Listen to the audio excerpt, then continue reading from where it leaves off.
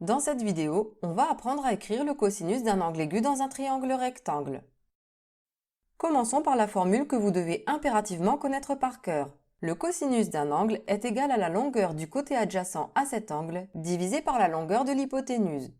Plus simplement, retenez que le cosinus d'un angle est égal au côté adjacent sur l'hypoténuse. Attention, pour utiliser cette formule, le triangle doit obligatoirement être rectangle. Rappelons maintenant ce que signifie le vocabulaire côté adjacent et hypoténuse. Vous devez savoir que l'hypoténuse d'un triangle rectangle est toujours le côté opposé à l'angle droit. Ici, c'est donc AC. En plus d'être le côté opposé à l'angle droit, je vous rappelle que l'hypoténuse est le côté le plus long du triangle rectangle. Prenons maintenant cet angle, qui s'appelle par exemple BAC. Quel est le côté adjacent à cet angle? Adjacent, ça signifie contre, à côté. Le côté adjacent à BAC est donc un côté contre cet angle. Il y a deux côtés qui sont contre cet angle, AB et AC. Mais AC est déjà l'hypoténuse du triangle, donc on l'élimine. Il ne reste plus que AB, le côté adjacent à l'angle BAC est donc AB. Pour repérer plus facilement le côté adjacent à un angle, dites-vous simplement que c'est le côté qui relie l'angle en question et l'angle droit. Vous le voyez bien sur la figure. Le côté AB relie l'angle BAC à l'angle droit. Donc c'est bien lui le côté adjacent à BAC. Prenons maintenant cet angle rose, qui s'appelle ACB. Son côté adjacent est le côté qui relie cet angle à l'angle droit. C'est donc le côté BC. Concernant la notation, le cosinus de l'angle BAC se note cos BAC. On va voir si vous avez compris avec cet exemple. Le triangle RIN est rectangle en R. On peut donc écrire les cosinus des angles aigus, et c'est justement ce que l'énoncé demande.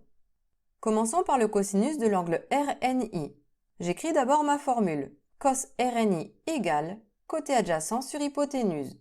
En dessous, je vais remplacer. Je recopie cos RNI égale et je mets le trait de fraction. Il faut maintenant que je repère le côté adjacent et l'hypoténuse. Avant ça, où est l'angle RNI?